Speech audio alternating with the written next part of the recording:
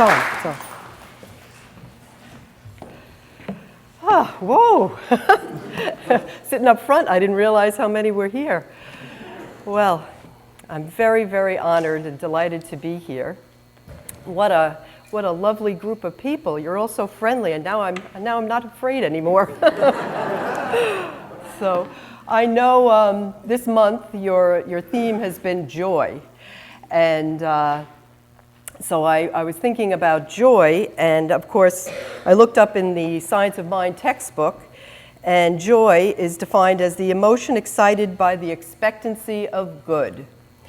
And so doesn't that bring us happiness when we're expecting the best? And that's really what we teach in New Thought, that's what life is. That's what life is supposed to be. We're supposed to be happy. It's not supposed to be a struggle. And, it's heaven. It's heavenly days. Every day we're experiencing a piece of that joy, a piece of heaven, when we think rightly, when we, what I call, turn away from the lower thinking of the world. The fearful thinking, what could happen and what may happen and all that kind of stuff that we just need to turn away from it and know the truth for ourselves, not a word of truth of that for us. We know better, we come from that absolute knowing within, that we are partnered up with Spirit, and with God, everything is possible, okay? And that leaves out absolutely nothing. So there's absolutely nothing that we can't be, do, or have when we know the truth. And that's the most exciting part about coming into this teaching. I mean, I've been in New Thought for over 10 years now, and I see how my life has just become much more easy and effortless, and things that may have gotten my attention years ago and upset me don't even get my attention anymore, because I know there's another way of looking at this from that higher place, and that whatever seems to be going on around me, it's fine, because you're partnered up with your higher holy self, and I know that there's always a spiritual solution. There's always more. There's always another idea. It's never over. So that's the good news, and that's what we should all be celebrating today. And how easy is it to celebrate out here in this beautiful area, this beautiful spot on Long Island, plus this beautiful church that you have. This is just such a lovely, lovely spot. And so what we know is that great joy follows when we really discover, like Jesus said, that the kingdom of heaven is within. It's that treasure at the center of our being. It's within our consciousness. And really, our whole world is in our heads. Our whole world is in our conscious and subconscious mind. We're always directing our experience in life with our thoughts. And we have the ability to change our thoughts. So whenever we feel ourselves going down or that road of negativity, we can stop ourselves and realize we don't have to accept this. There is a way to see something different. And we have tools. As students of truth, we have spiritual mind treatment, our affirmative prayer, meditation. We have places like this to come and build up our spiritual muscles on Sunday. And really, it's so important. It has to become a part of each and every one of our days.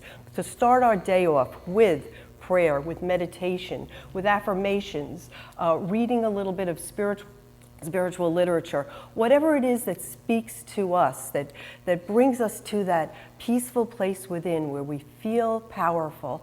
And then we can go out and have a powerful day, a happy day, a day that is heavenly. That's heaven. Heaven is right here, right now. It's not a place we go to after we die.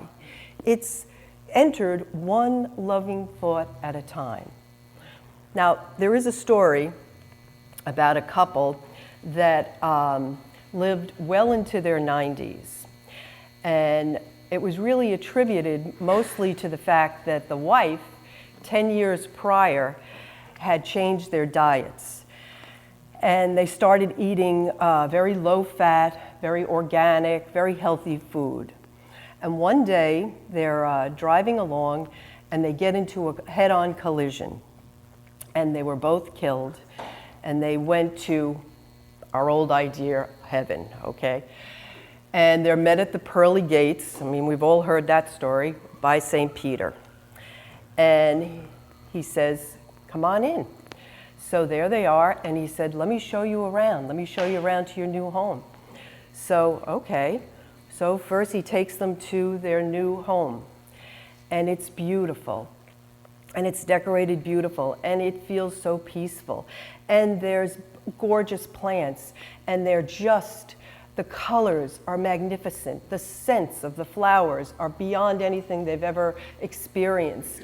There's a dog that's beautifully trained. There's everything they ever wanted is right there. So the man says, whoa, what's the rent here? What am I going to pay for this? So St. Peter said, nothing. This is free. It's all yours for the asking. Whatever you'd like, you can have. He said, remember, this is heaven. You're in heaven now. Okay. He said, come on, come with me. Let me take you out to the buffet. I'll show you where we eat. So they go into this beautiful dining room.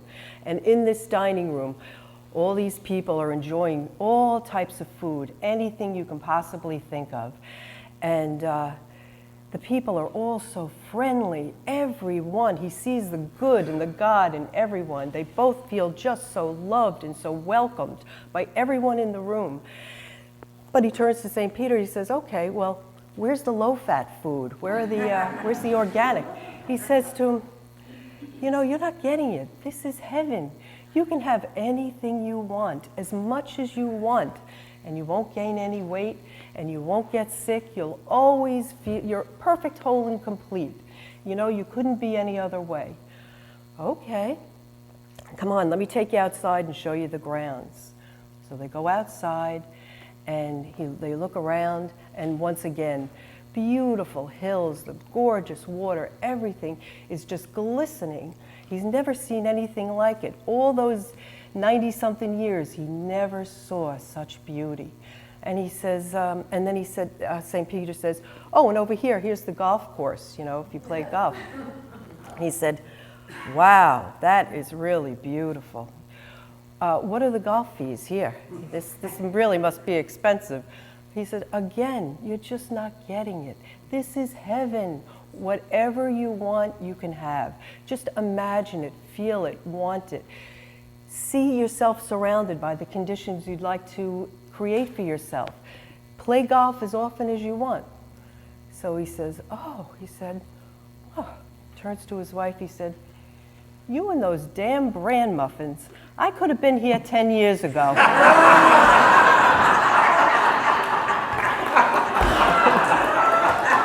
You weren't expecting that, I don't think.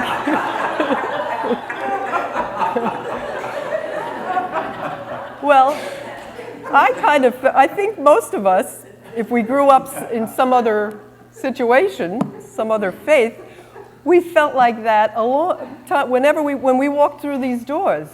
Wow, those old ideas, that old stuff, I could have been here 10 years ago, or 20, or whatever, and I could have been in heaven, because really, that's where we are. We're in heaven, right here and right now.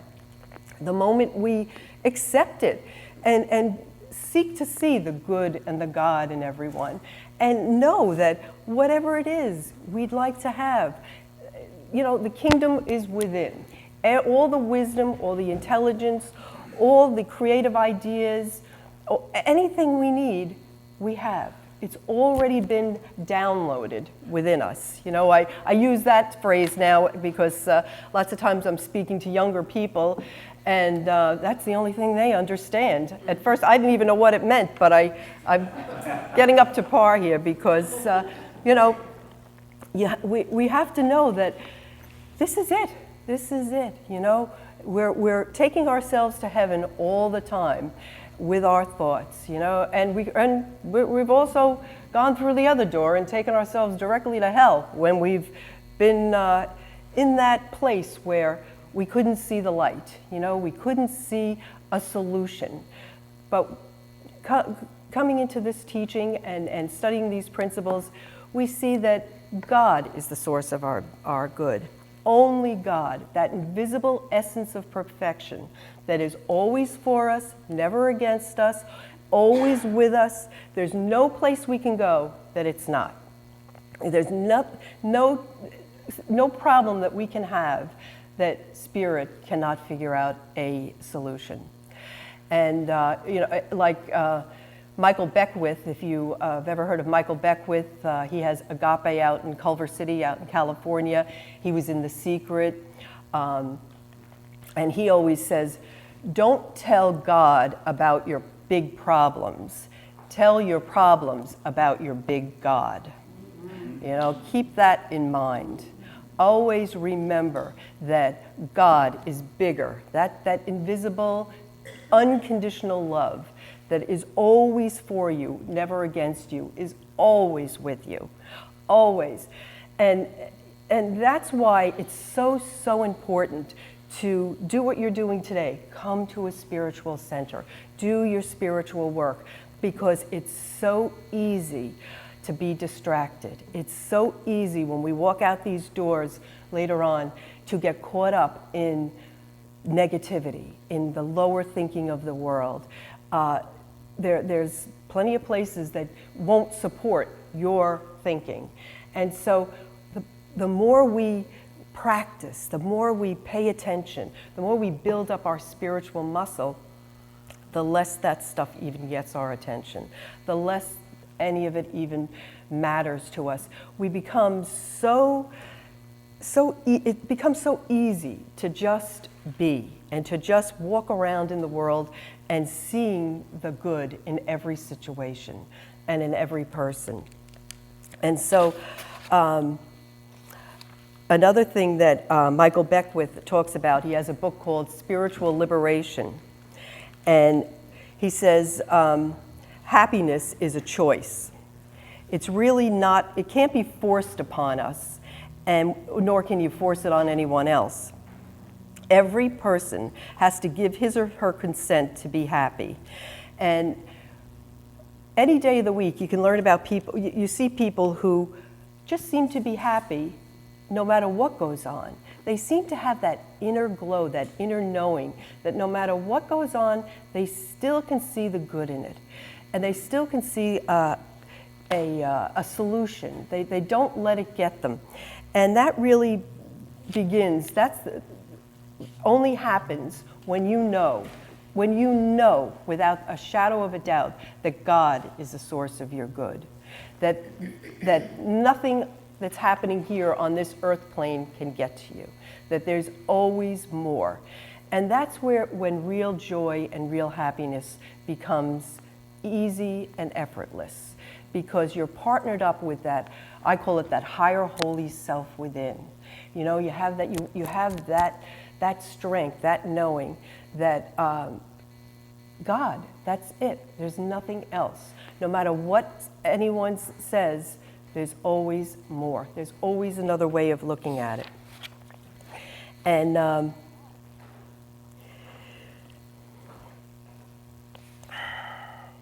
the more we change our negative thinking, the more heavenly our lives become. To feel good is to feel God. And so when we have a belief about something, and a belief is just a thought we keep thinking over and over again. And if it's serving us and bringing us joy, great. But if it's not, we recognize it and we know that we have the ability to change it. You know, I'm sure you've heard, change your thinking, change your life. Well, it's true. It's true. It's just that we have to, and it's an individual thing. It's, you know, you can hear me, you can hear a million speakers, you can read a million books, but until you do the work for yourself, until you really think about this, think about what you're thinking about, pay attention, And then when you realize that the minute something happens, I always go to that negative thought. It's in a holy instant, you can change your whole life by just saying, not now. Now I'll think about spirit. You know, you just think about God. There's a little booklet by Emmett Fox called The Golden Key. Yeah, some of you might be familiar with it. And it's just about 3 or 4 pages, but it's so profound because what it says is no matter what the problem, no matter what the diagnosis, no matter what seems to be going on around you, just think about God. And that's really bringing your consciousness up to that higher absolute level where miracles happen. You know, a miracle is really just a change in perception from fear to love. And the minute you infuse that situation with love and breathe, relax, ideas come to you. Things show up. The right person shows up. What you thought was going to happen never happens. You know, sometimes somebody can suggest something and we can cook up a story in our minds and run with it and not even realize. You know, when I first came into this teaching, I was not even aware that we had so much control over our thoughts. I just thought you thought what you thought and you felt what you felt.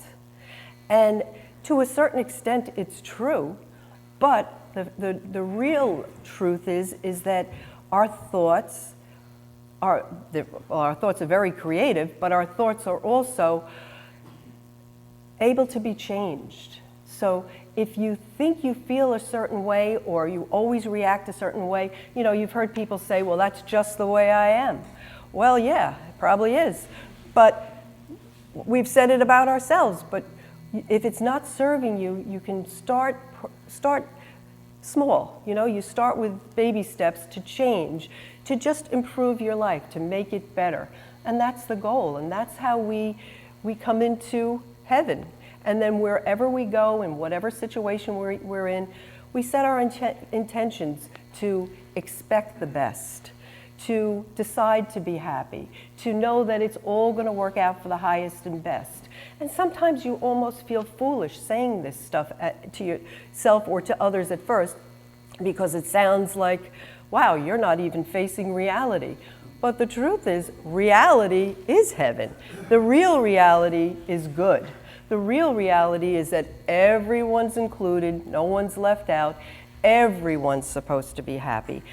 Life was not supposed to be a struggle. Everyone is allowed to have that glorious, wonderful life, as long as it's not hurting someone else, that they were entitled to.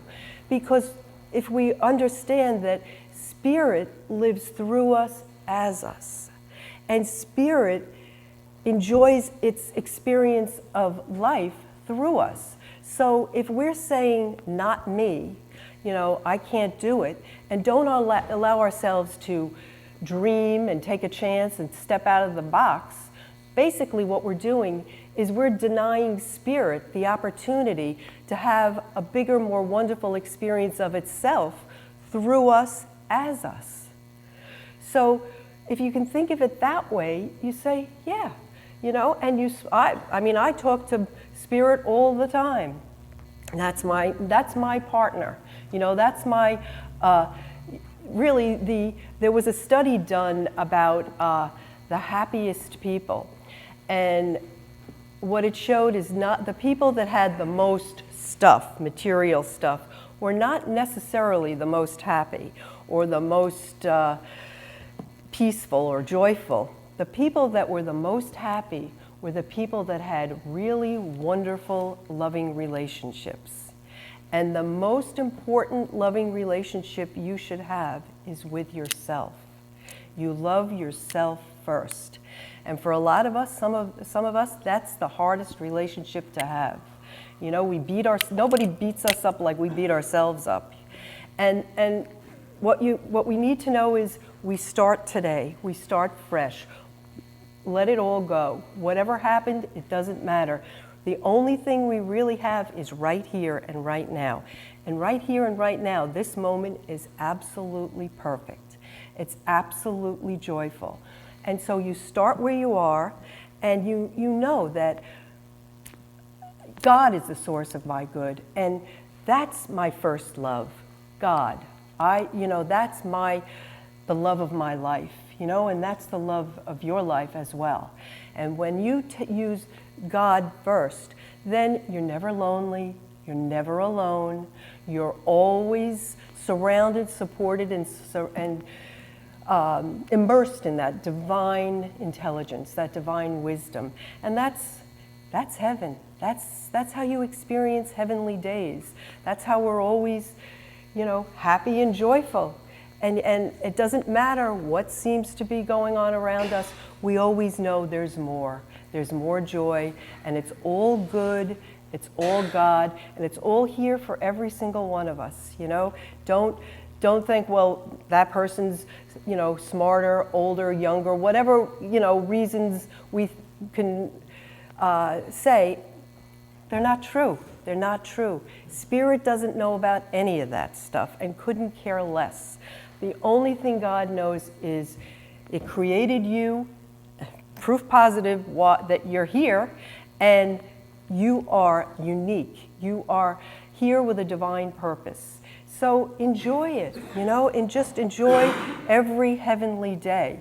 Have a blast and give yourself that permission to shine, and see how when you silently within partner up with your higher holy self and know that in every moment of every day, God is the source of your good, you will see your lives become that easy, effortless, wonderful, heavenly place that it was meant to be. And so that's my prayer for each and every one of you. I'm so delighted to be here today, and thank you very much, and so ends the lesson.